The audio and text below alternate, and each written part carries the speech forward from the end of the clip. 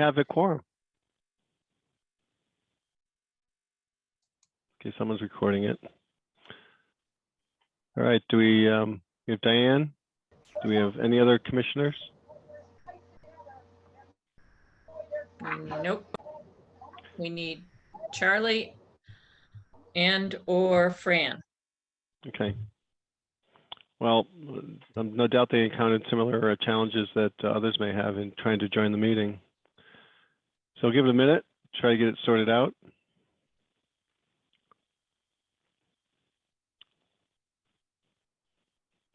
So George, I noticed that Daniel Blanchette told me that he was going to be on today on the meeting here to discuss the Lapino application. And I was there he is. I'm hoping Daniel can screen share his plans and photographs, because you'll notice that they were in last month's Zoom documents, but they're not in this month's Zoom documents. Okay, I guess in a pinch we could pull up last month and we can play them over again, but I don't know if they'd be properly submitted. We still need another commissioner, otherwise we're not going to have a quorum. Do we have any reason to believe that the missing commissioner or commissioners won't be joining us? Nope. I asked everyone to get in touch with me if they couldn't make it, and nobody contacted me. So I can try to make some phone calls. Let's try to do that, because it's 7:02 and we are, well, for the citizens of Thompson that have joined the Zoom meeting, we're having a slight delay because we don't have enough commissioners present. Some of us had difficulty joining, so perhaps that's the genesis of the problem, but please bear with us and we'll try to figure it out. Thank you. Usually this works pretty good, so.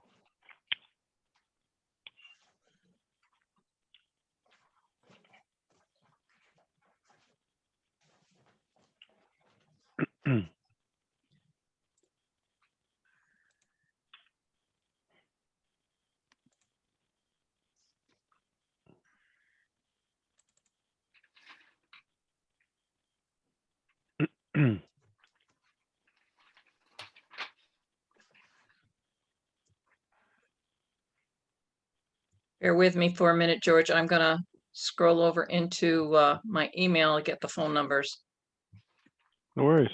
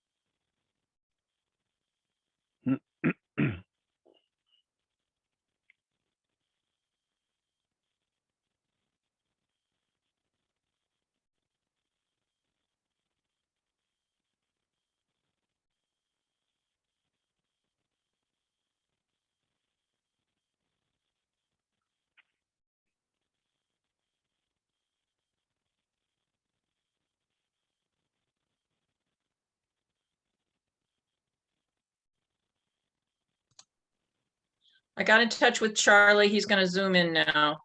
Now I gotta try to reach Fran.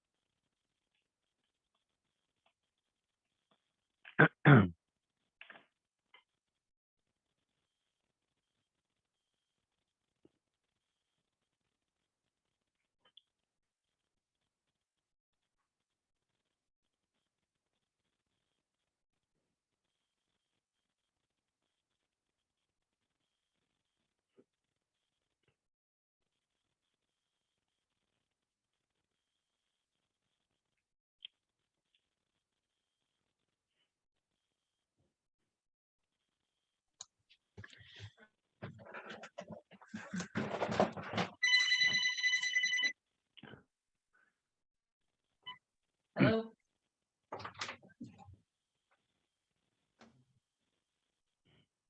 Okay, that's all right. We need you for the quorum because I'm not getting a response from Fran. So, all right, thanks.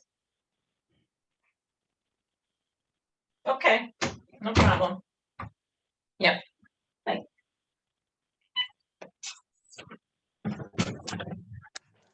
Okay, Charlie just called me. He's got to restart his system. It wouldn't let him in.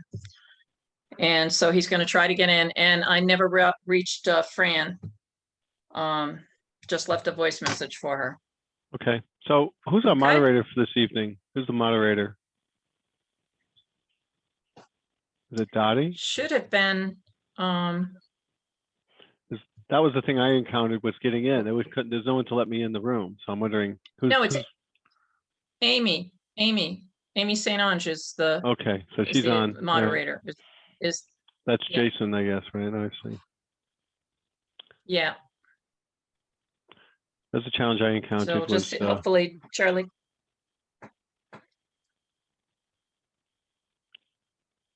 Hope Charlie will be able to make it in.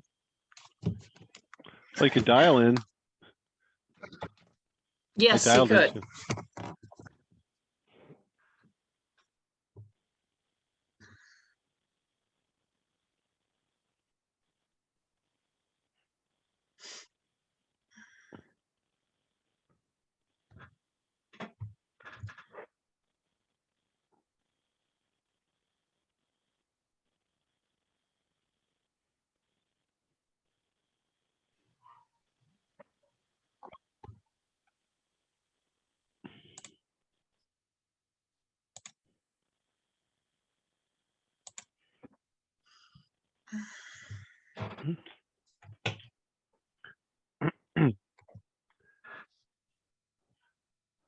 Well, I guess we give them a few more minutes. If they're unable to succeed, then we clearly do not have a quorum, and we'll have to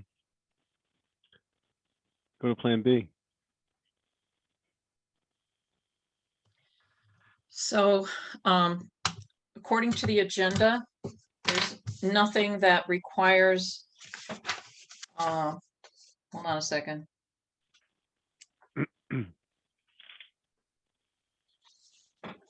Let me check the calendar for a second.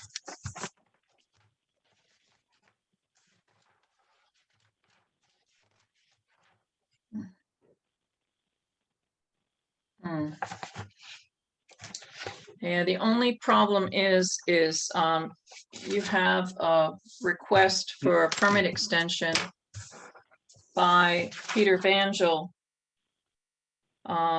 which was made in a timely fashion, but will expire before your next meeting. Your next meeting is the 14th, and his permit will expire on the 11th of September. So that would indicate, in order to address that one issue, you'd have to have a special meeting in Right. order to address his permit. The Lapino application, they're not planning to start the work until the lake goes down. So we still have another time that we can, another month. So as long as the decision on that is made by the September 14th meeting, that should be okay, because they don't start to draw down the lake until October usually. All right, well, clearly it's about a quarter And after. then, Yeah, go ahead. I'm sorry. oh, Charlie showed up for a second. There he is. He made it. All right. So can we, Commissioner Obert, are you, do your speakers work? Commissioner Obert, do your speakers work?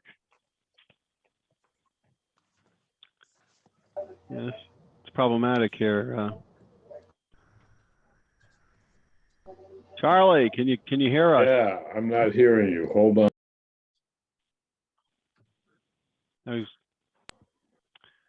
I'm not hearing you. Hold on. We can hear you.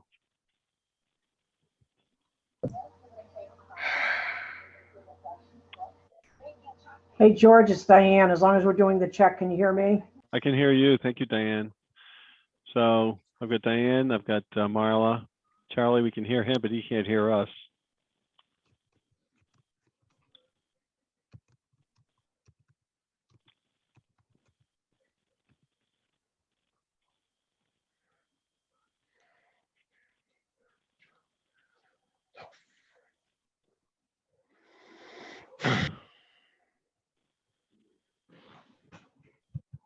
Is that it?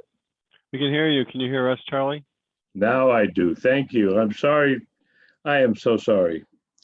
All right. Well, okay. The important part is that we have a quorum. I take it you have limited bandwidth, and therefore you're going to just use voice as opposed to video. Yes, so if that's acceptable. Like, obviously, we'd like to see you, but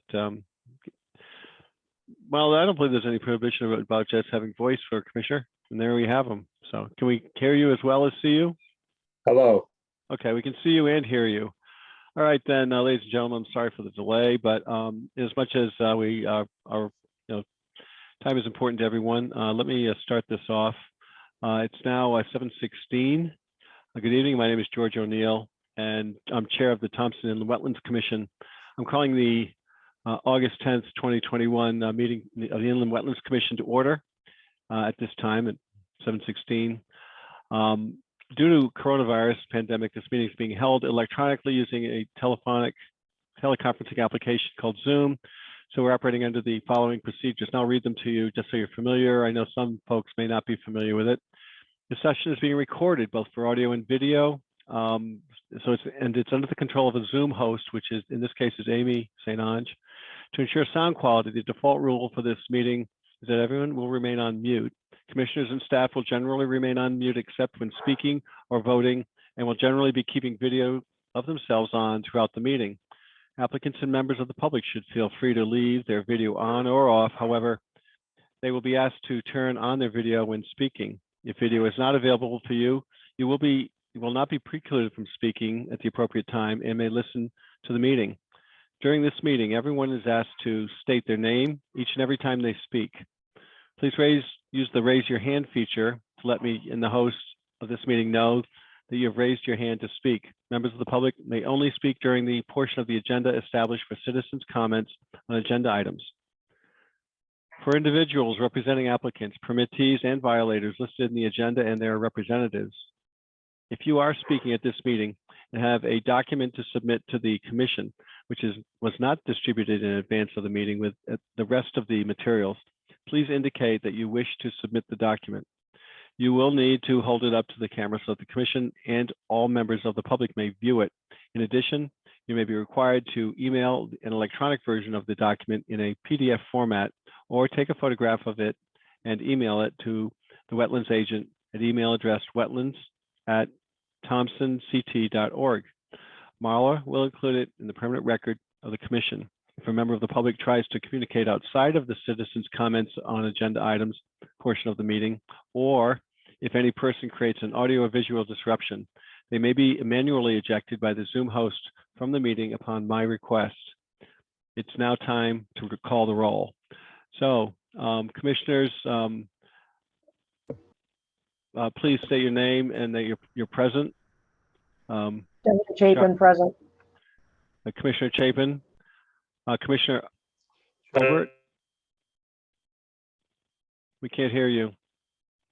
You're muted. You're muted. Charlie Obert, present. Okay.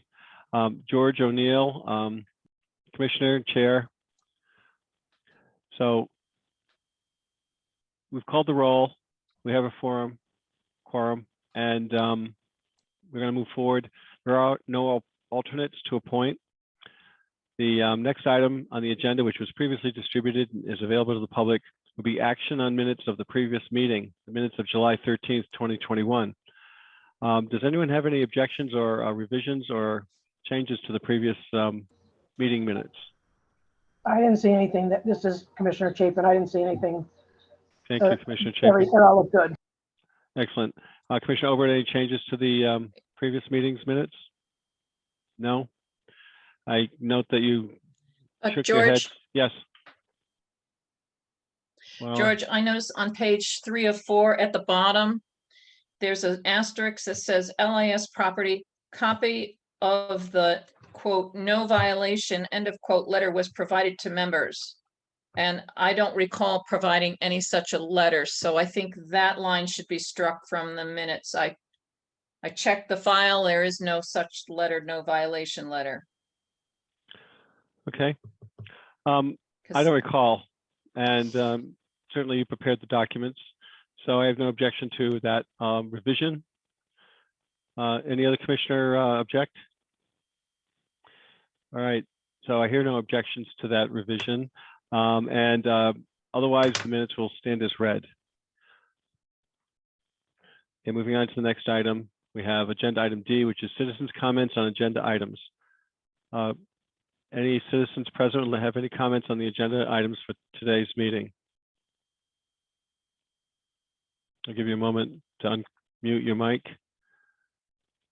All right, hearing no comments from citizens, we're going to move on to the next item, which is agenda item EA1, old applications. The first old application we have is IWA 21018, Jason Lupino, 58 Wrightson Drive, assessors reference 143/17/15, demolish existing wood retaining wall and replace with riprap revetment along shore of Aquatic Reservoir, stamped received 7/2/21 to be statutorily received 7/13/21. Marla, what do we have on this? Okay, so the plans haven't changed from last month. I did not post them. Daniel Blanchette is online here. Last time he screen shared plans. Hi, Daniel. And I was hoping that perhaps that he could do that again this time and explain the project again to the commission. In the interim month, no one has asked for me to take them out to the site. I have visited the site and I don't have a problem with the application itself. Okay, so Mr. Blanchette, if you're here to speak on behalf of this application, would you identify yourself for the record and proceed, please? Yes, thank you, Mr. Chairman. Hi, everyone. I'm Daniel Blanchette, a professional engineer with J&D Civil. I'm here tonight on behalf of my clients, Mr. Lupino for 59 Wrightson Drive. Now, what they'd like to do is their property has about 125 plus feet of shoreline.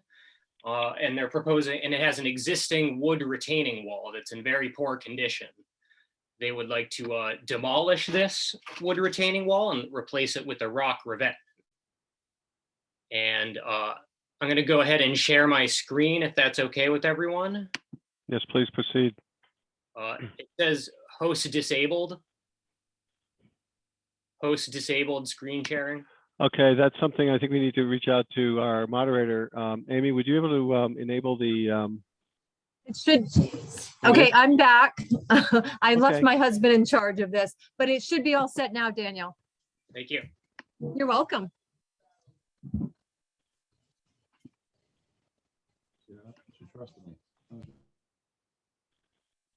okay, we see it. All right, excellent. You might want to enlarge it a bit though. Yes. There you go. Yeah, so here's the site, everyone. You can see Wrightson Drive on the left-hand side, the property here on the East Quadic Reservoir. And pretty much the whole property has a wood retaining wall.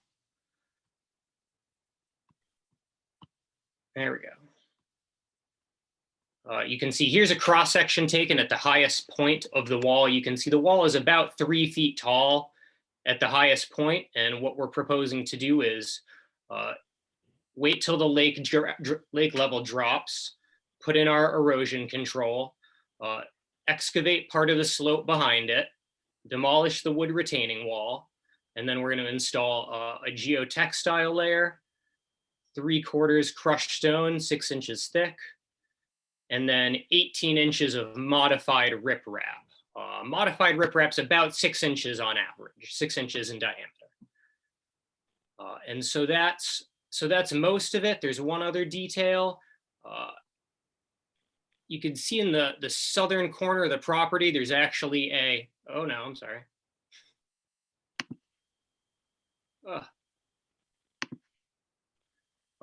So this part of the property is actually beach. It's sand, whereas the lawn starts right here at this wood edging. And so right here in the middle of the beach, we're going to propose a smaller beach with a little retaining wall, some steps down to the water. The existing beach is a little steep. It erodes a little bit. You can see here's the existing beach here coming down into the lake. And so we're proposing a 3-foot high stone wall and a much gentler beach, just so they have a little shoreline area. So that's pretty much it. I'd be happy to answer any questions. Thank you, Ms. Blanchett. Commissioners, any questions for Mr. Blanchett regarding the proposed modifications, I guess, and demolition on behalf of his clients?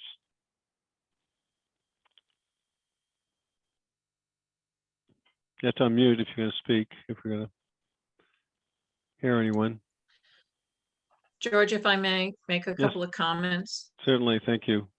I inspected the property at the request of Mr. Blanchett and the property owner earlier in the year, before the leaves came out on the trees, and had a chance to take some photographs, and also had a chance to look at the condition of the existing wood retaining wall. It is in not good shape. It is slowly rotting itself away.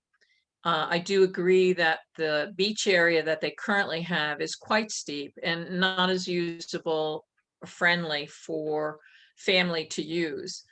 The fact that they're going with a revetment as opposed to up and down retaining wall at the water's edge really changes the aspect of it. It will probably be an improvement for the system, not having a steep bank, not having a retaining wall the way it does right at the water's edge. And it will probably make for them a better enjoyment of the property, particularly for the beach area, because they'll have a place that'll be a lot flatter that they can, set themselves up for whatever their entertainment is that they want to do. And I think this will be an improvement for the property, and there is no intrusion into the lake. So it's just at the lake's edge. So I don't see a problem with this. This is much better than some of the other retaining walls that I've seen come in. Thank you, Marla. That was very informative. So I do have a question, and perhaps Mr. Blanchett, perhaps Marla could address this. from an environmental standpoint and from a wetland standpoint, does this activity within the inland wetlands area pose any hazard to wildlife or any of the local fauna? No, Mr. Chairman, I don't believe so. No, we're not actually doing any work within the water itself. We're really not proposing any fill within the wetlands, maybe a temporary disturbance, but I think this will be a big improvement, actually. Okay, thank you. Point of order or question here? It Yes, appeared Commissioner to Albert. me in the cross view on the upper right-hand quadrant of the page that you have there. But it looks like what this plan is doing is taking some of the soil away and replacing it with the rock. I don't see any photographs of the rotted wood, but I take Marla's word at it too. Those older projects weren't as well thought out. This looks like a pretty good design to me. So to the question, I guess, remains then, Mr. Blanchett, what about the materials? Is it being redistributed or being removed? Well, so the wood will be removed definitely, and some material will have to be removed as well, and material brought in. Actually, I have that. I should have that written down on my wetlands application.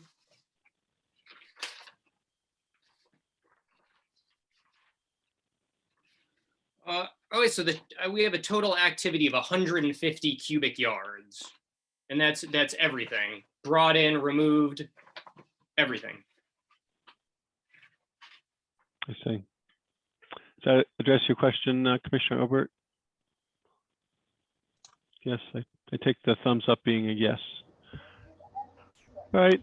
George, also yes. George, also the application states that 84 cubic yards of earth will be excavated and removed, and 66 cubic yards of crushed stone and riprap will be imported, that's the totaling of the 150 cubic yards. Okay, so you have a net 20 some odd Moved. yards. A net loss Net of loss, exactly. about Yeah, 20 cubic about 20. cubic yards. Yep. All right. Commissioner Champion, any questions or? No, I'm all set. I think we should go ahead and approve it. All right. So do I have a motion to approve the application number IWA 21018? Yes, I'm just trying to get to the page so I can read it, but I would make that motion, but I can't find my page again. Hold on. It's on page 8 of 41. I know, but I'm having computer issues. Would you like me to read it for you? Yeah, that would be great, because I would love to make a motion to approve it, but I Okay. don't know what wetlands number it is. All right, so the number is IWA 21018, and I'll restate it if you'd like. Jason Lupino, 58 Wrightson Drive, Assessors Reference 143/17/15, demolish existing wood retaining wall and replace with riprap, revetment along shore of Aquatic Reservoir.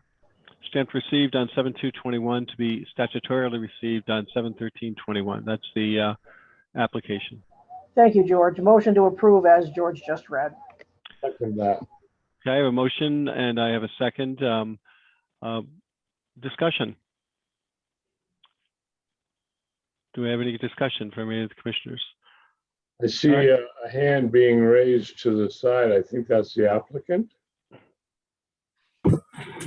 Hi, it's Kyle Oh, Lupino. Okay, It's yes. 59 Wrightson Drive. I'm sorry. I guess I misread it, or perhaps it's mistyped, but is it 59? Yeah, We just want to make sure for the record it's 59, that's all. Of course, of We'll course. make sure it's correct for the records. Okay, for the record then. thank you. For the record, there appears to be a Scrivener's error in our agenda data, and that would be 59 Wrightson Drive. So thank you for bringing that up, Mrs. Lupino. So motion made and seconded. No further discussion. I will then move this for a vote. All those in favor say aye. Aye. Aye. All those opposed? Hearing no opposition, the application has been approved. Thank you. Thank you for your patience in our startup mode here, and I appreciate you bearing with us. All right, moving on to the next item. Agenda item is EA Old Applications, WAA 21020, Sean Gray, 0 New Road, Assessors Map 154, Block 5, Lot 10B. Construct new single-family home with driveway, septic, and well in 100-foot upland review area, stamped received on 7/7/21, issued 7/26/21, legal notice to be published 8/13/21, end of appeal period 8/27/21. Marla, what do we have on this? This one you reviewed at the last meeting, and I had been waiting for the NDDB review. And so that came through, and it was the same freshwater mussel that was on the Jason LaValle application, which is the next property to the northwest or the west. And so since that came through with the same, this proposal is nowhere near the 5 Mile River itself, as far as not the upland review areas for the wetlands that abut the 5 Mile River. So that's why I issued the wetlands agent approval. So and I forgot to publish the legal notice, that's why it's a little late, but they've already started their construction. So there's no action required by the commission. All right, no action required. We're moving on to the next item. Agenda item EB1, new applications, none. Agenda item EC, Correct. application received after agenda was published. I have one. WAA 21021, Jody Arpin, 0 New Road, subdivision lot 6, assessors map 154, block 3, lot 2G. Construction of a driveway, underground utilities, and footing drain in Upland Review area for new single-family home. I see we have an application, which is part of the materials. Yes. Go ahead. Yes, this application was received yesterday, and I haven't really completed a review on it. This is one of the lots that was originally part of the Strategic Commercial Realty's ONG Industries subdivision. And it is one of the systems, if you go to page 19 on the Zoom documents, the area between, this is lot 6 that they're proposing. If you screen share that. I'm working on it. Okay, we'll do. Yeah, it's okay. Give me a second here. So this is on page 19 of the Zoom documents. When the subdivision came through, there was a question, and there was a subdivision that included gravel mining, and there was a question as to whether or not the proposed easement, there's a little wetland system between lots 5 and 6, and there was a question as to whether or not it was a vernal pool. Since then, I've had a chance to look at that area, and I've come to the conclusion that it was not a vernal pool, but at the time that it was processed, it was supposed to have been kept isolated. And originally, Strategic Commercial Realty was to create a berm that went around this proposed vernal pool so that lawn runoff couldn't get into it. A lot of times vernal pools can be adversely affected by the changes in runoff, the nutrients coming in. But since I have no reason to believe now that this is in fact was a vernal pool, the berm that was supposed to have been established was never really truly built. It was there is a small berm, so it narrowed down where the driveway could be allowed to be in. So if you go to I assume you can see my page my desktop 20. now. Can you see I the cannot exhibit? see it. I can see your desktop, but no document. Oh, goodness. That's all I see is I'm the trying to figure out where. Okay, so let's find the An stop icon. sharing. Try to figure out where we don't want to see that. Let's try it again. I was hoping someone would tell me that. Let's try it again here. All right, screen. Oh, wait a minute. Maybe I've got the wrong one. Let's try this one. Does that show up at all? Yes. Yes. Okay, sorry. I had 2 duplicates for some reason. In any case, that's what happens when you have too many screens. Um, That's okay. okay, proceed then. Here's your So- exhibit. There's the centerpiece. So you want to go to 20? It's lot, yeah, you're on the correct, you're on the correct page right now for the explanation. You see the little wetland that's circled by an upland review area. That upland review area is only 50 feet wide. If I recall correctly, they had to extend it to 100 feet. And so if you could enlarge the screen that you've got right now so that you are enlarged on lot 6. Lot 6 is got the little wetlands marking with kind of a square around it. Yeah, it's the center There there. was I've got supposed to have been 6 is here on the bottom. Yeah. there was supposed to. No. 6 that not a is 6? near New Road. This is screen 20, page 20 of 41, and there's 6 and 8 and lot 5. Or is this a different?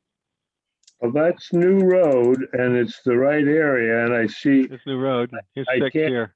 looks like lot 2 on the extreme right-hand side of Right there's the 6. drawing. Where the bend There's 5. in New Road is, Right, there's a proposed conservation easement area. That's it. right here. And lot 6 is the right-hand side, lot 5 is the left-hand side. Lot 6's driveway goes through an area that originally was proposed to have a berm, but that was never built. And now this application proposes to, if you go down to the next page to lot 21, proposes to finish building the driveway through its easement area. And you can see the 100-foot upland review area if you go to page 21. I'm on 21. Hold on. Okay, let me just make it smaller now. Okay, we're on 21. Now the left-hand side is the wetlands. Looks like it. Correct. Yeah. Correct. And that's the 100-foot upland review area. Now, the wetlands. So, we're since looking I at am no- Are they actually the ones that, they are not a vernal pool, but they were suspected as being one? That's over here. Correct. Okay, that's what I thought. But they're not vernal pool. No. It's an area that sometimes holds water, but not long enough for the proper amphibian development. Okay, I For can, some reason, it drains into the ground too quickly and leaves the site of the times that I've looked at it. So I'm not as concerned as I was originally about this when the subdivision went through. So this proposal, I believe, is going to be acceptable. But I just need the time to do a little more review. okay, So by next month, you'll probably have me already have issued it. But I want to finish the review, make sure I don't have any issues that I need to Okay. get resolved. thank you. So are there any other questions of in the wetlands agent thoughts at this time on this matter? Okay, I don't hear. George, you further- should note Fran is on here now. Oh, Commissioner, is she speaker working? Fran, can you speak? Somebody Yes. named Fran. There- Yes, I'm very sorry. I got in late, so I apologize for being tardy. All right, thank you for joining. Now we have full house. All right, so any further action required on this particular permit? No, Right then, no, not at this time. absent any questions, we can move on to the next extensions.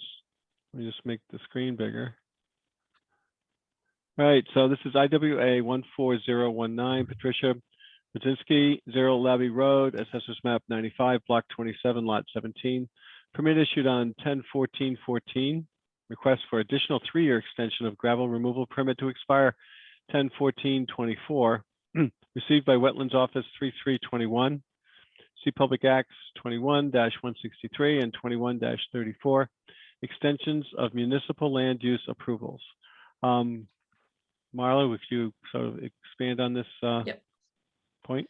Okay, so I've provided all the documents that I think are relevant to this. Back in March, Ms. Rosinski made a request to extend her permit for 2 more years.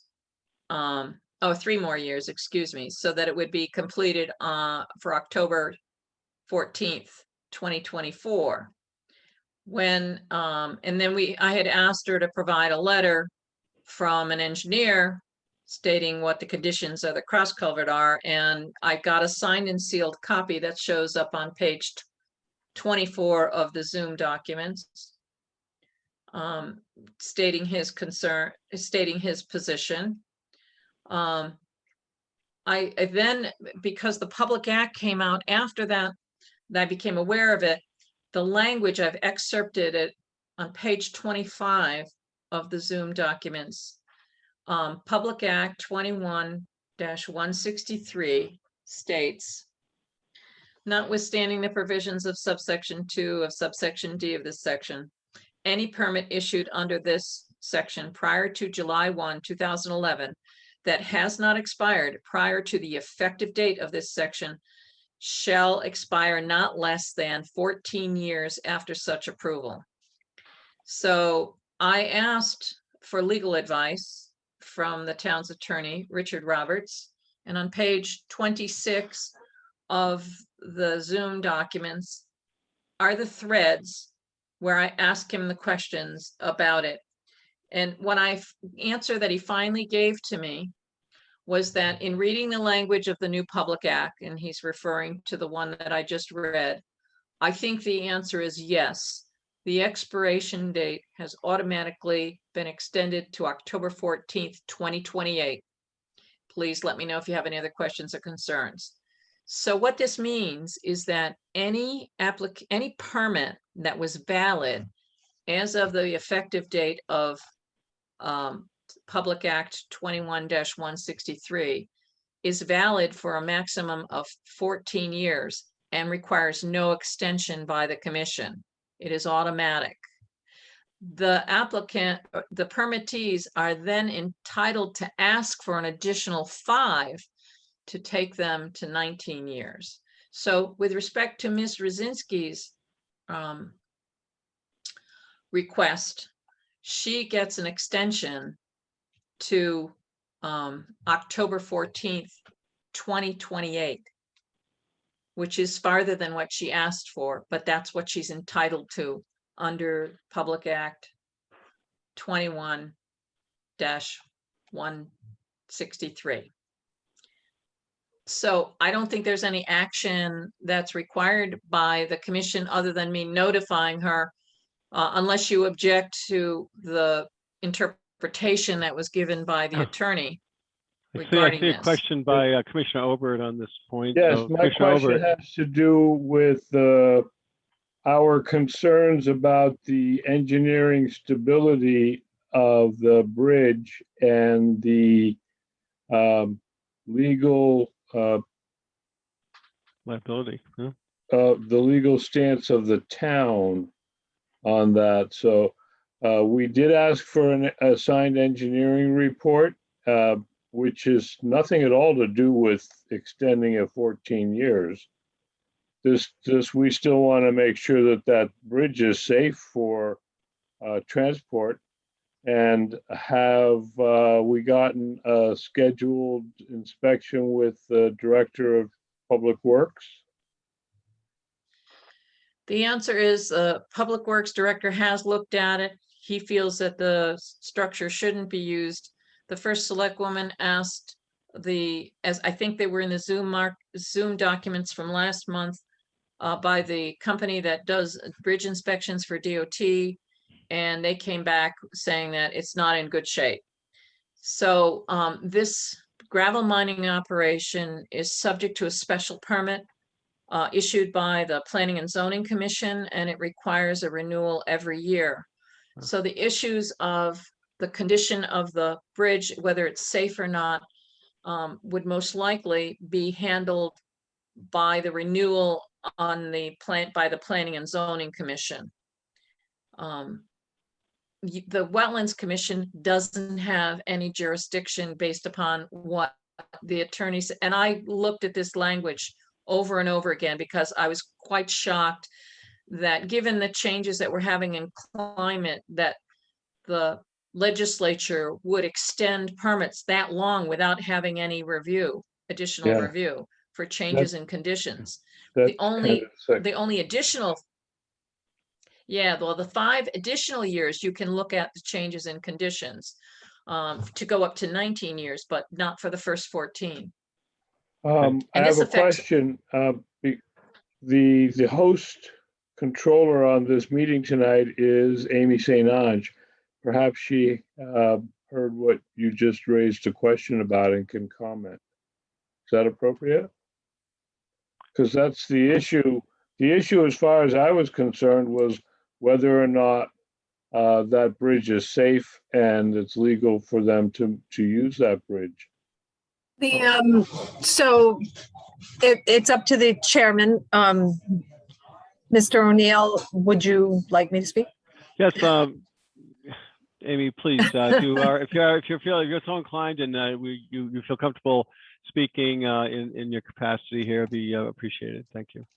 Well, WMC did do an inspection on that culvert and determined that, in their opinion, it was not safe for travel. However, what we need to note is that that portion of Owen Adam Road is not the maintained portion of the town road. The town is only, the maintained portion is only 0.03 miles. It's 158 feet or so of the road is actually maintained and listed on the state list of maintained roads for the town. So in truth, the owners that are intending to do gravel mining could potentially bear the burden of repairing the culvert. It technically does not fall on the town Okay. to make those repairs because it is not the maintained portion of that road. Excellent. Thank you. So Okay, go ahead.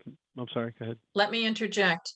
If there is a requirement or a need to make modifications to the bridge, it needs to come before the Wetlands Commission for authorization to do that. Correct. So True. at this juncture, nothing is being asked to do any modifications to the crossing. But if that is needed and required, then they will have to submit an application to the Wetlands Commission for whatever modifications they need to make to that crossing. True, And- and I would guess that would come out in planning and zoning when it's time to renew the permit for gravel mining, correct? I would expect it Thank- to be so, yes. Can Commissioner I Albert? ask a question? I'm sorry, go ahead. If the permit doesn't expire until, what was it, 26 or something? What's to prevent them? 28. 28, what's to prevent them from just going ahead and using that crossover? Well, I think that's only the wetlands permit. That's not the gravel mining permit. Right. Right. I believe I heard Amy St. Ange reiterate that if that bridge is going to be used by the gravel mining operation, the gravel mining operation must build a satisfactory bridge to transport all of their materials over the top of it. It's their responsibility, and they have to get a permit from us, and they have to get approval from P&Z. Right. Thank you for the clarification, I understand. Okay. Well, thank you, Amy and Commissioner Albert. Thank you for thank those you. questions.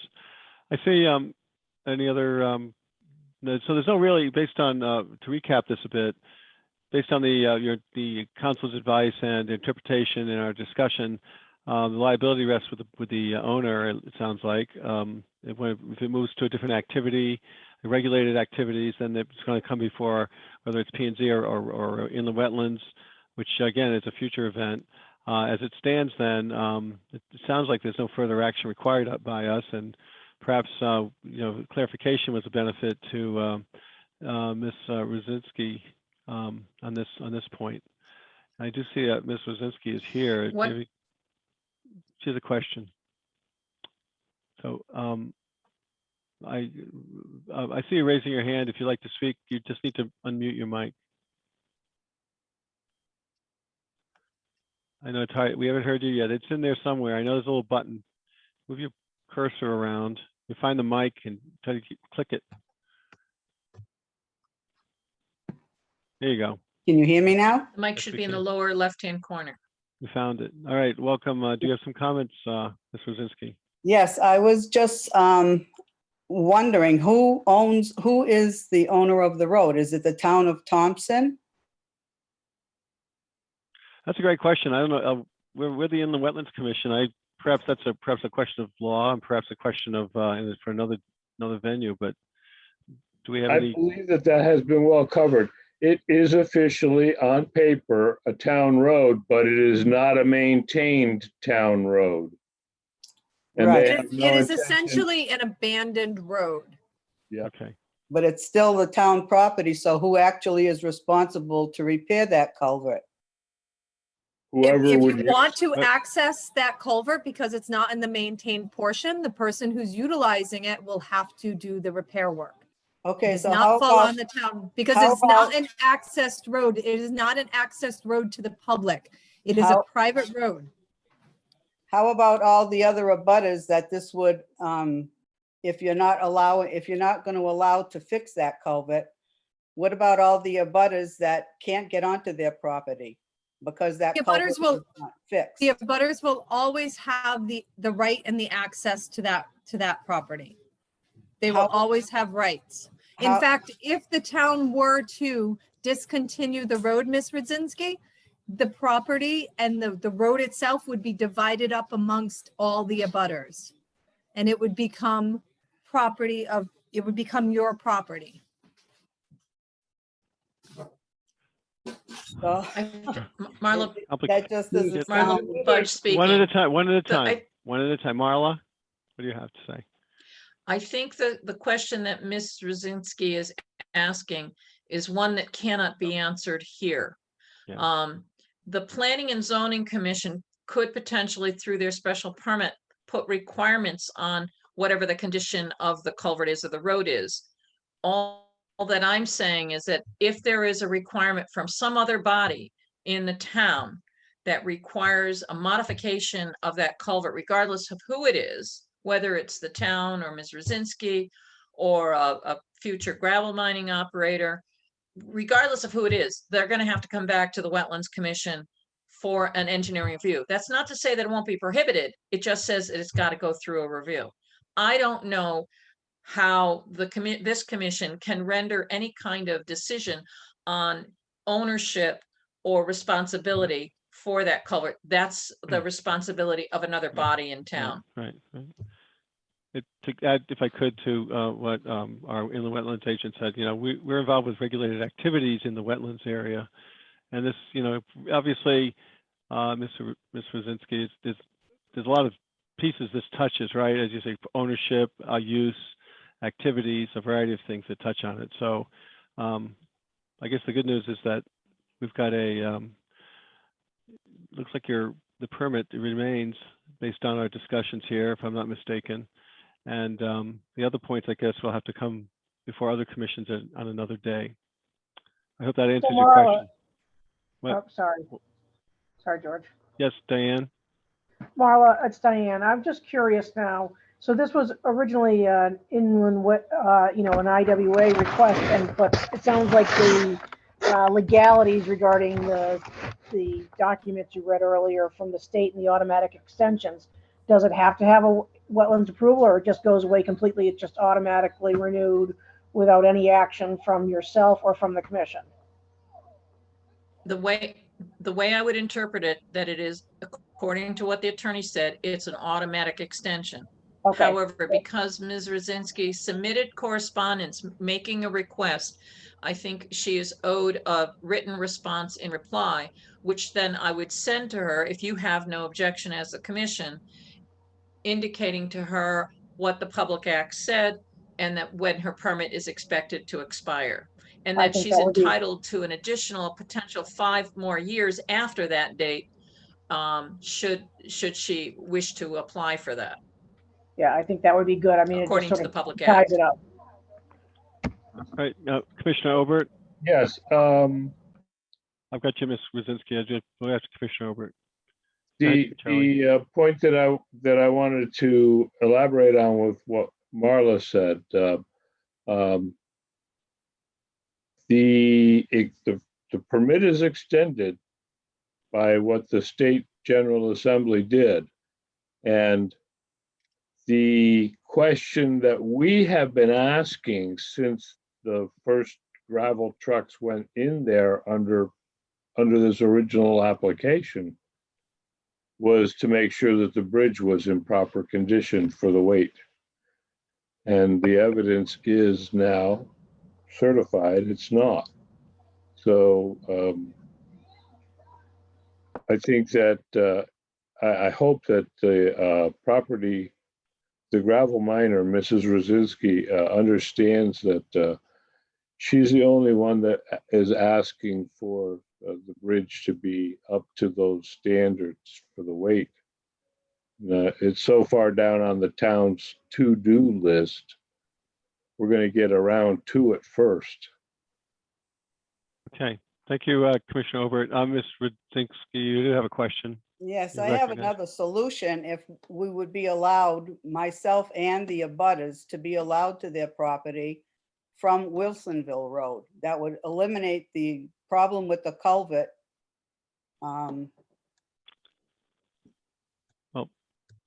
That's Yeah. a great question. Is that something Marla Butt properly before speaking. the Inland Wetlands Commission then? Ed, Marla. I can probably give an answer to that. When the commission reviewed the Soretti property, which was there at the Wilsonville Road interchange with I-395, there was a lot of discussion about the Woodward property. Now, and at that point in time, I had communications with the Woodwards. I can't remember. There were 3 siblings, I believe, that had a trust that owned most of the land on both sides of Owen Adam Road. And it's through the properties that they own on both sides that the locked gate is at. And what they told me at that time was that beavers had gotten in and flooded a majority of the road on their side, or a good portion of it, to the extent that they now had heron rookeries in the deadwood swamps that existed. And they informed me at that time that the road was not passable, that it had deteriorated to the point where vehicles could not travel through. Whether or not that is the case now or not, I don't know. That's obviously a question that could be asked to see what the condition of the abandoned road looks like at this point in time. But that's what I was advised Marla, several years ago. Yeah. Commissioner, go ahead. would it be possible, if that's being explored, to have somebody assess the environmental impact? Because that's a pretty sensitive area. Only if there was a request to do modifications to the road. At this juncture, there's no proposal before the commission to do a modification to the road. Okay. Okay. I just think that's something we I need mean, to we keep. could always walk keep- it. Yeah. All right. So, sort of bringing this full circle, based on the legislative action, there's no need to approve any extensions. Perhaps the applicant might want to, the former applicant would evaluate alternatives and approach the appropriate commission at the to determine what to do next. But that being said, I think we're on this point where we can move on. Well, and Marla's going to send her a letter. Is that correct? And Marla's going to send her a letter, and perhaps Carbon, the other planning and zoning, so they're aware of the determination. Ms. Rudzinski, yes. I just have one more question. So is that does that mean, do I get that automatically extended? Proposal from the state? It sounds from our analysis that that was done. Okay, very good. That's what it appears, So based Okay. on the evidence, and you have a copy of it. So, and Okay, you'll receive a letter from this commission regarding this discussion. So thank you for your time, patience with us and okay. understanding. All right. Thank you very All right, much. thank you. You bet.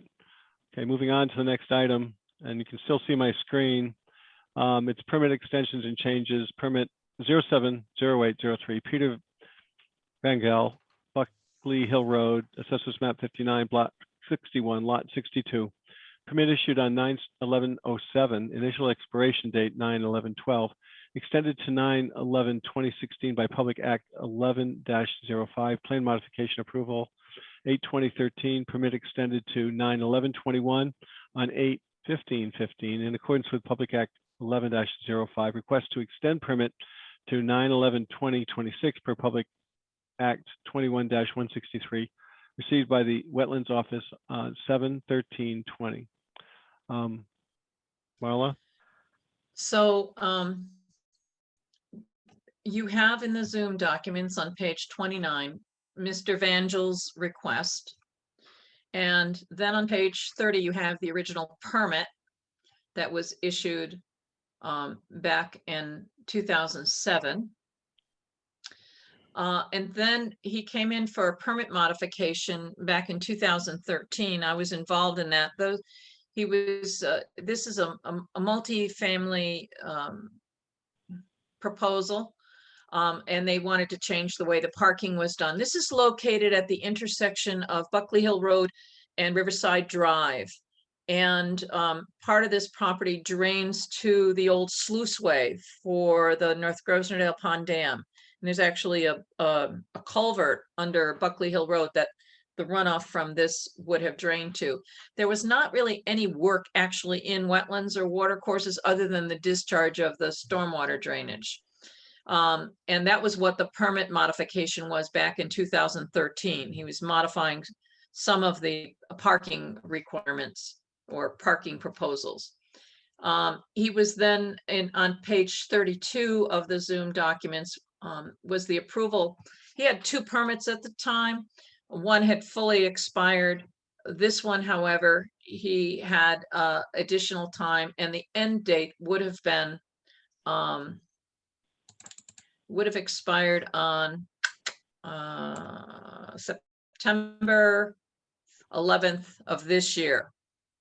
And that would have been the total time that he was allowed for. That was 14 years. He would have had a max of 14 years because originally Public Act 1105 gave you automatically 9 with an option of getting 5 more to take you up to 14.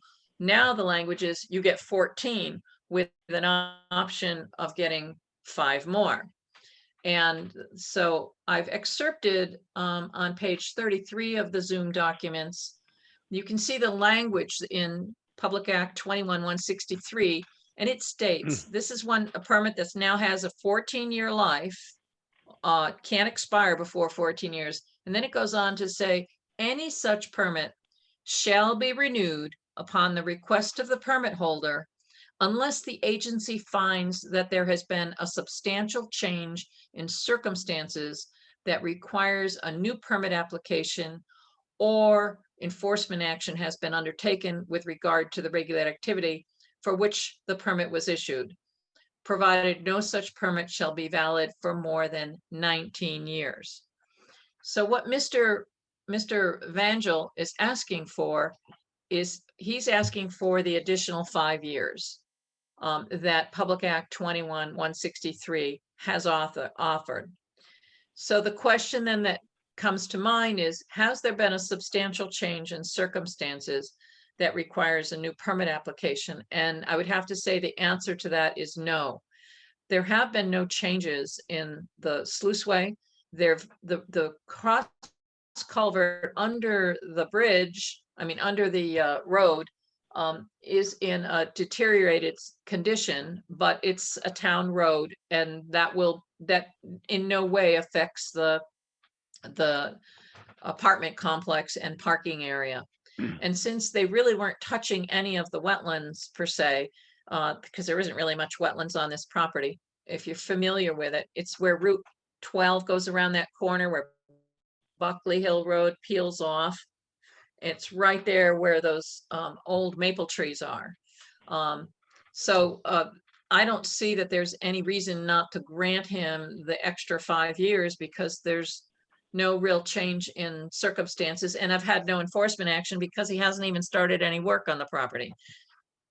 Okay. So the property has laid fallow for the last 14 years.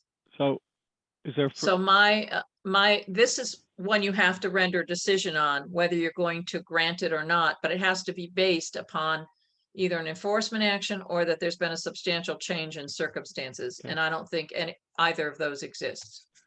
thank you for So my that. recommendation would be that you grant the 5-year approval, All right, so I think 5-year extension. commissioners have heard the analysis of our inland wetlands agent, and do we have any questions for Marla on this? I make a motion that we grant the extension. I second. Okay, motion's made and seconded. Any discussion? All right, Point of Okay. order, he actually, he's not coming in with a fresh plan of action. He's just extending the application timeframe, correct? Correct. With Okay. respect to the permit modification that was granted on August 20th, 2013. The site plans are identified in that extension. So he's held to that site plan. If he wants to modify that plan, he would have to come in either for a new permit or ask for plan modification, a permit modification. Yeah, I remember that. It looked like it would work on the spot. I remember his plan for that site. I Okay. vote yes. all right, so now that we've had any further discussion on the proposed, we've had a motion and a second, and we're in discussion. Any further discussion, Fran or Diane? No. All right, okay, no further discussion. So we shall move to a vote then. All those in favor say aye. Aye. All those opposed? Hearing no opposition, the extension has been approved. Moving on to the next item, agenda item G, violations of pending enforcement actions. Notice of violation 21019 LIS Properties LLC, 715 Riverside Drive, Assessors Map 63, Block 58, Lot 23. Unauthorized structures diverting water course, flooding Thatcher Road and Riverside Drive, issued on 7/7/21. Request removed or response by 7/13/21. Status. So if you go to page 35, Marla Butt speaking, 35 of the Zoom documents, you'll see a photograph. And the photograph shows what the site looked like as of, I believe it was yesterday. And the structure that was spanning the watercourse is where that little pink go-kart is. Right. That child's go-kart.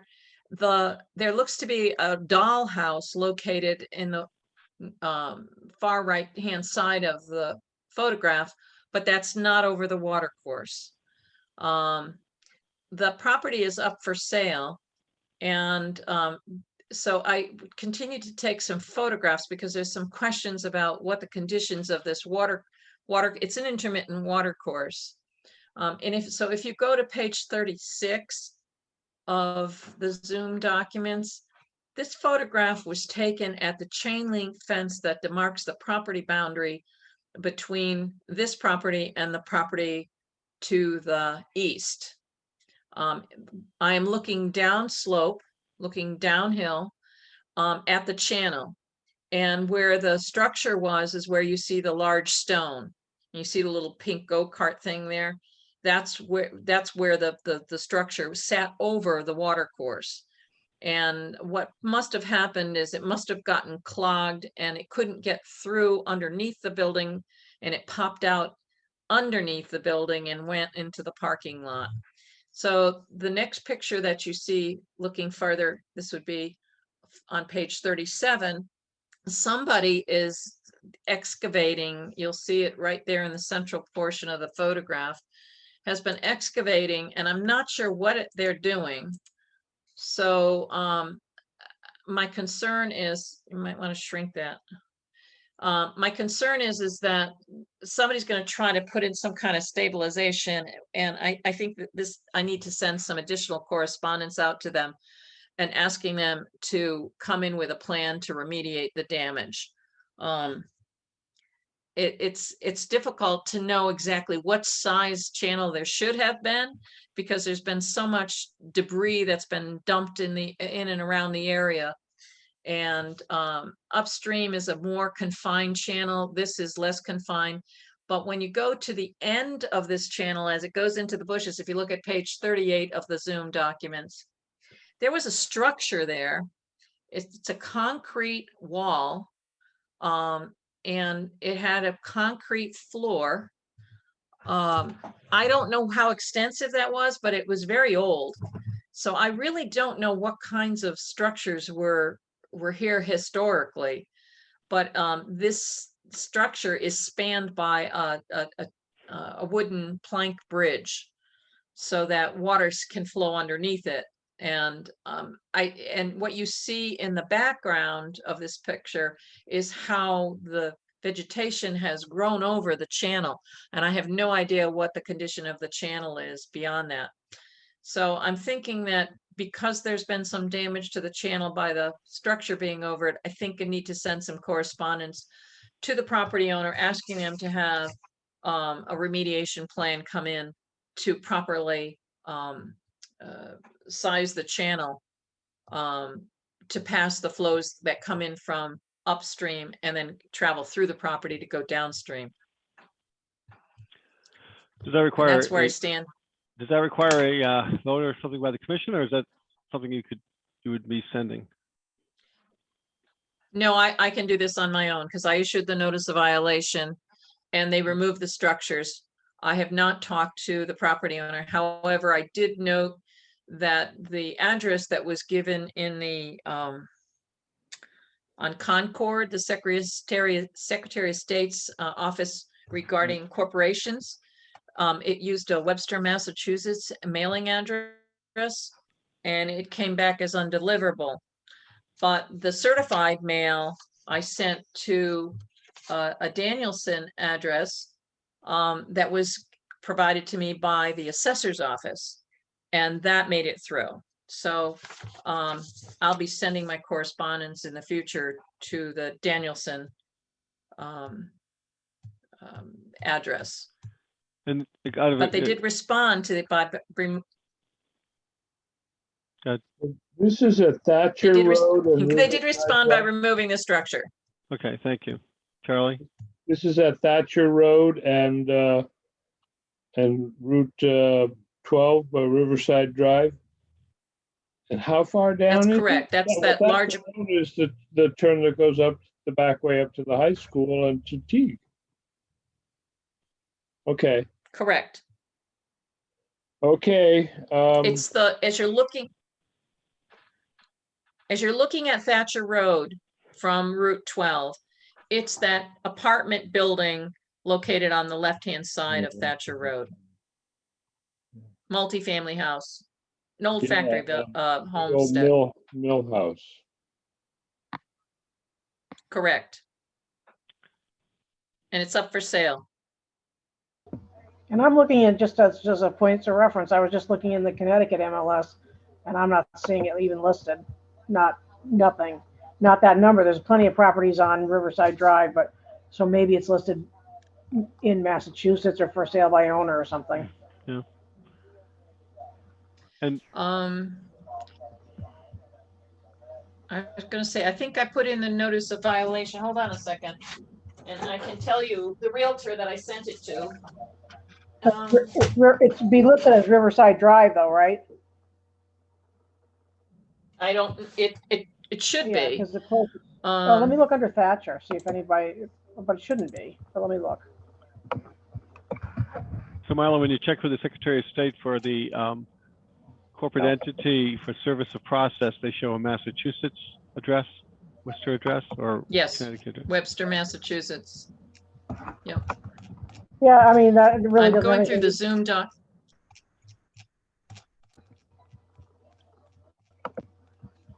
Go ahead, Marla. I'm looking for the notice of violation. I thought I posted it here. on last, Oh, last month. yeah, okay, so, yeah, it was on last month's meeting on page 90 of the Zoom documents. And the Realtor was, because I sent copies to the Realtor. Christine Johnson of Remax Home Team and Carrie Mullen of Remax Home Team out of Uncasville, Connecticut. They were the names that were listed on the for sale sign in front of the building. So they've been placed on notice too. So whenever I send any correspondence, as long as it signs out front of that building, I will send them copies of correspondence just so that they will know what's going on with the property. Can't misrepresent it without knowledge.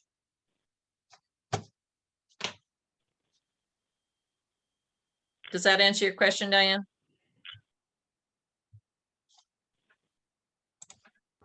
Yes, it does. I don't see it listed in the MLS currently as a multifamily, but that's neither here nor there. I just was looking out of curiosity. Okay. Thank you. So you'll take further action on this and address it in writing then. All right, That's correct. thank you. Okay, moving on to the next item, we have, let me just expand this out a bit. Other business, road closure scheduled for West Thompson Road, Wheaton Brook Culvert Replacement Permit IWA 20044. Is this the video we have? I sent you, George, some photographs in a Word document Right, by email this afternoon, because I took photographs today and didn't know Okay. if you could screen share that. is that the video? Or can you see it now? Can anyone see it? I don't see a video. I see a page, agenda item H, other business, road closures. Let me see if I can change the screen. Hold on. Okay, how's that? Does that work? No? Let me stop and reshare it. Give me 1 second. Okay. Rather than the video, George, you could use the document that was attached to that email. It's a Word document. Yeah, let's try It's got this. photographs in it. How's that? Does that work? Yep. I see photographs. Okay. Let me expand those out a Okay, bit. so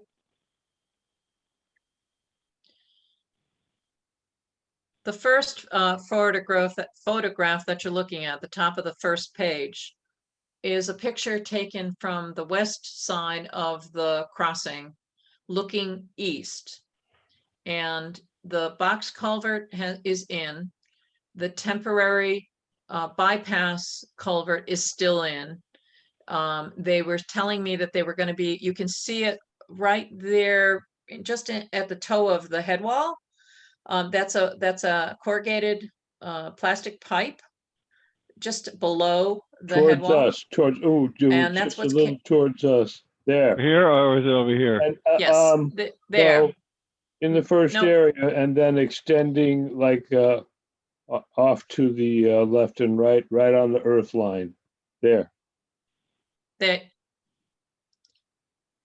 so they were going to be removing the bypass tomorrow because and subsequently have the water go through the box culvert. The other circle that you did there, George, that is a cross culvert of a drainage way that comes, you see the people standing, working on the other side of the road. There's a road that Right. comes in there, little dead end road. And there's a channel that comes down off the hill and it goes under through a culvert. They replaced that culvert. That's shown up. That's it, correct. And they were working on that while I was there. They expect to have traffic flowing through, going through this area within the next couple of days. If you go to the next photograph down, Okay, let me see if I on can do that that. Give me a page. second here. we scroll down, just scroll. Okay, I'm here. Second page. Yep. So you can see here them laying down geotextile at the inlet end that they had to disturb in order to put that cross culvert under that road. And they lay the geotextile down to create a separation between the riprap that they're going to place in, the stone that they're going to place in at the inlet. The original plans did not call for riprap at that inlet, but when I went out there and I saw the disturbed ground, I didn't think that it would remain stable should we have any rains and stuff, and it would cause water to wash right through. It could cause erosion. So they were going to stabilize it with a geotextile with stone on top. So, and they were in the process of doing that when I was there. If you Okay. scroll down to the next page. Yep, you're there. That's the inlet to the box culvert. And you can see the sandbags that have been used to divert the water, prevent the water from going into the construction site of the new cross culvert. And you can see in the lower right-hand corner of the lower left-hand corner of the picture is the temporary diversion pipe that is carrying the water for Wheaton Brook. So this will all get removed within the next day or so, and water will flow through the box culvert over the stone and not go through the diversion pipe. So they're moving along quite quickly. Perhaps the next picture down shows it a little bit better, shows the water coming down the hill along the back side of the sandbags and into the pipe.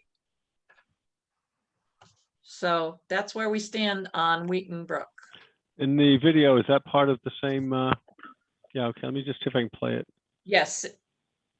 I don't know if you could play it. That's why I sent you I did. photographs. Yeah, I was playing here a moment ago, a little while. I'm just trying to make it work. It doesn't seem to want to work for me. Let's try the video. You see that? Yep. Oh, you do? I can't. Okay. Yes, yep.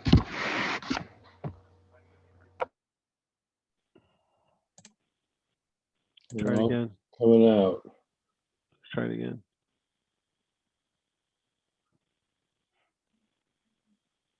Is that coming through to you, Marla? No, it's coming as kind of like a strobe light. I'll see a Oh. picture and then it'll change automatically, and it's another. It's That's your like broadband. using my DVR advance. I can see it. Okay. Somebody can see it. I can see it pretty well, but I'm closer to the video. All right. Well, it's more animated, but it's the same material, and we see the bypass and the going beneath the stone riprap and all that. Okay, great. Moving on to the next issue. So just close that. Here's the video. Here's the photos. I can close those, I guess. Go back to the agenda. So that's the road closure issue. Any further action by us for this commission on IWA 20044? No. Okay. All right, reports. Agenda item I, budget and expenditures. Yeah, it's Commissioner Chapin. I have nothing there. It's not available from the town. I'm assuming because of year-end stuff, right, Marla? Actually, what I was told is that even though the budget got approved for fiscal year 21-22, all the data has not been entered into their electronic system. So Paula LeBlanc could not print me out an expenditure report until they finish entering the data in for what the approved budget is. You can't get a report out. And Orla is the one who does it, and she's in Ireland right now. So Okay. no report. And I don't Stay tuned next month. Commissioner Obert, I'm sorry, say again? I said I'd probably be there too if I had a place to stay. Yeah, well, pretty place. Okay, great. Moving on, then wetlands agent report. Okay, there's been no changes in the court appeal on River Junction Estates LLC. And I'm almost finished working on the MS4 1920 annual report. And I've made very small amount of progress on the records disposal. Regarding follow-up inspections and follow-up actions, complaint 2014, Philip LeBlanc, that was 295 Linehouse Road. That was the pond cleaning during drought of last October, with the side casting the spoils onto the neighbor property. This is a site that Charlie and I had seen together. I had sent a letter to the abutting property owners on November 12th of last year. And I never got a response from them regarding the placement of spoils on their property.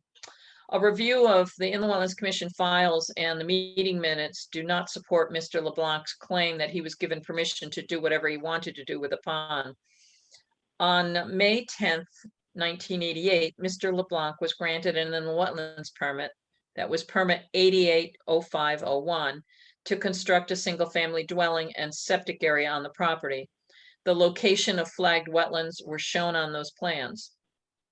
On June 28th, 1988, a month later, a permit was issued, which I assigned a permit number 88-06-20 for the removal of material and the dredging of a pond in the wetlands on the property.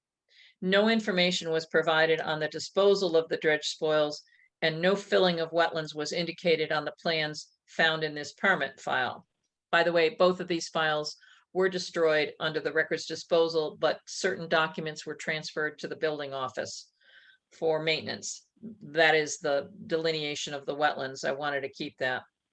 A review of the aerial photography since 2004 shows no change in the shape of the pond from the last year's dredging, and based on the 2016 2-foot LiDAR, it appears that wetlands were likely filled during the original dredging of the pond. It would appear that last year's disposal of dredge spoils were placed on top of previously placed dredge spoils. And due to these factors, I plan to send a letter to Mr. and Mrs. LeBlanc advising them to do no more earth moving work or construction work either in the pond or within 100 feet of the pond without first obtaining approval from the Inland Wetlands Commission. I don't, given the length of time that that fill has been on the abutting property and on Mr. LeBlanc's wetlands, it makes no sense to pursue it as a violation at this point in time, and the lack of information in the original application for the pond dredging. Complaint 21-11. This is a new one. This involves 1228 Riverside Drive. Susan Eklund. If you recall, Susan Eklund had a violation last year regarding cutting of trees and disposing of the material into the wetlands on Herb Cortis's property. But now I've gotten a report that an RV trailer was on the property, had been hooked up to an underground waste disposal system. I inspected the site from the Cortis property with the zoning enforcement officer, Cynthia Dunn, yesterday. We found that the RV had been modified with plywood installed around the base, preventing any view underneath the trailer. No wheels could be seen, and it appeared that propane tanks had been installed next to the west end of the trailer. A review of the aerial photography shows the trailer was placed at its current location sometime after 2012, but before 2016. There is no evidence of any recent work since the issuance of the notice of violation VIOL 20005 in February of 2020.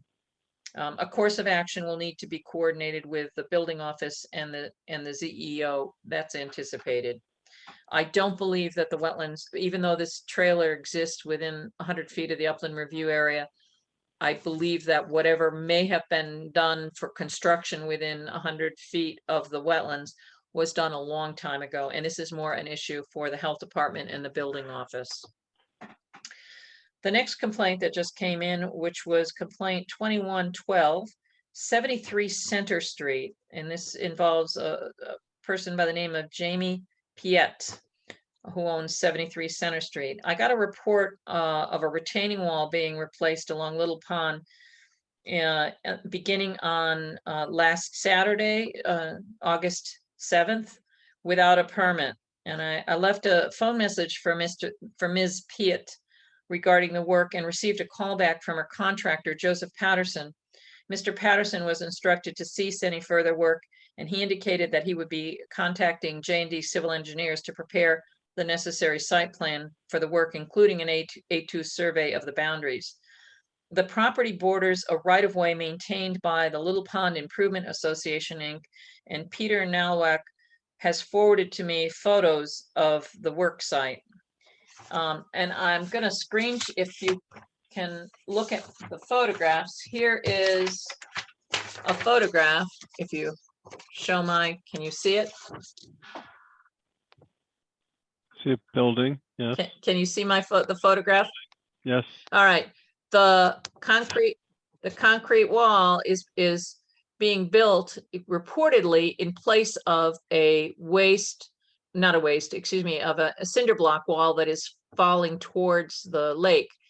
But it appears from the photographs that the footprint of the wall might extend a little farther beyond than what was originally there. So I plan on sending confirming correspondence to Jamie Piet, indicating her need to cease any further work and to come in with an application for whatever work she wants to do along the wall. Then the next one is Wetlands Agent Approval 21008. That was 597 East Thompson Road. You remember that as the John Camilio property? The one that we had the withdrawal of the pond and the underground utility lines being put in the wrong place and put in the correct place. Well, based upon a July 20th email from Bonnie Morris Robbins, that's an abutting property owner, she was reporting failures of the silt fencing installed along the underground utilities that was authorized by WAA 21008. So I conducted an inspection of the property on July 21st. While the photos provided by Ms. Robbins showed overall flooding on both sides of the fencing, I found no evidence of erosion or sediment movement and subsequently advised her via email that I did not plan on taking any action. But I did note that the driveway that is the access to the new home, the one that was shown on the approved plans, was totally flooded. It still had water ponded in it, and I didn't see how he could use it. And so I subsequently advised Mr. Camilio to contact me regarding approvals if he wanted to relocate the driveway to higher ground in the upland review area, kind of like where he had the underground utility lines that he improperly placed. That would have made a good driveway location for him without having it flooded out. So I did 7 building permit reviews. I have nothing miscellaneous to report. I've encumbered $40 for Sean Gray's legal notice, and the town is paying out $73.50 for Paul Duquette's notice of permit issuance. And I have sent an email to Stonebridge Press because the amount that they charged us seemed to be a little excessive for just a 2-inch legal notice. $73.50 was a lot. And considering the commission only gets $110 for an application fee, that leaves virtually nothing. In fact, it leaves the town in the hole, because $60 of that 110 goes to the state of Connecticut. So we only have $50 available for a legal notice for each application. And now so I'm questioning the bill that they sent us. And that's it. All right, Commissioner Obert, I see you have a question. Yeah, do we have to raise the rate that we're charging for applications so we can pay for the printing cost? you know? The answer to your question is yes, but you have to do it by regulation. So your regulations set your fees. We had a discussion about this about a year and a half ago. And I was looking at fees from other towns as to how they were doing it, how do they measure it up? And that kind of fell by the wayside because so many other things happened in between. So we've got to pick that back up, and that has to be done we have to look at the commission's regulations this winter. Yes, And get that changed. I volunteered to be on that committee as long as I'm in town and still alive. And so, yeah, let's get that done. Okay, great, Commissioner Obert. Good night. Any other questions for our inland wetlands agent report? Thanks, Marla.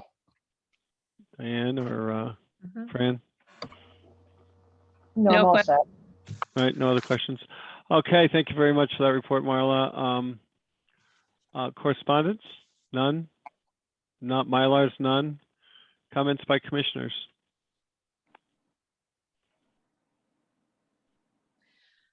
You're silent. George, I know I'm not a commissioner.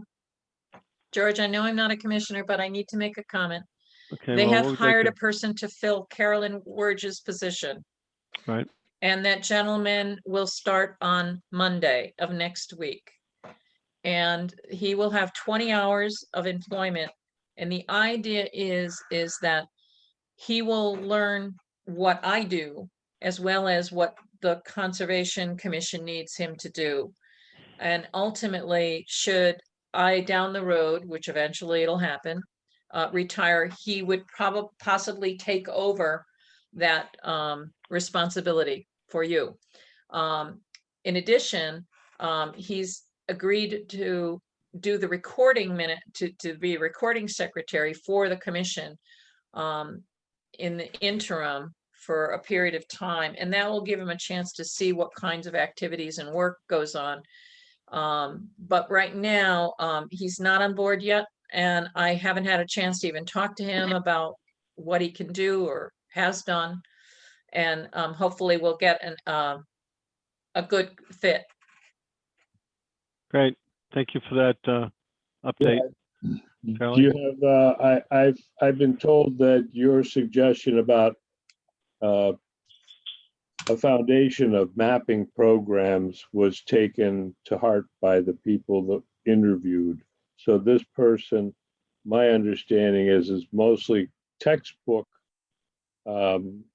information about how to make these things work, but a willingness also to make them work. So hoping that we'll see some good mapping stuff, and if I can do anything to help, that's what I'm around for.